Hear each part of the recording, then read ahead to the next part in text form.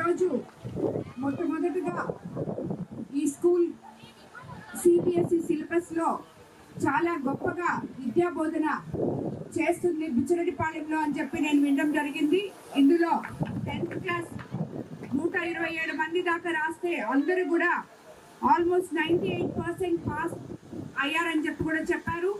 ఈ విద్యా సంస్థ ఇలాగే ఇంకా ఎంతో మంది ఉన్నత పౌరుల్ని తీర్చిదిద్దాలని, పిల్లలకి ఎడ్యుకేషన్ ఒకటే కాదు మోరల్ వాల్యూస్తో కూడిన ఎడ్యుకేషన్ ఇవ్వాలని చెప్పి ఇక్కడ పనిచేస్తున్న టీచర్స్ అందరికీ, కరెస్పాండెంట్ గారికి అందరికీ కోరుకుంటున్నాను.